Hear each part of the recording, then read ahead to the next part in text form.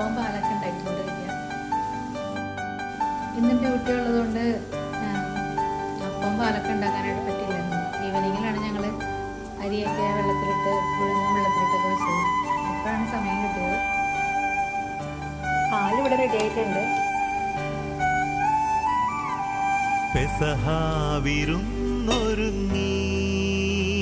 നാട്ടിൽ നിന്ന് മാറി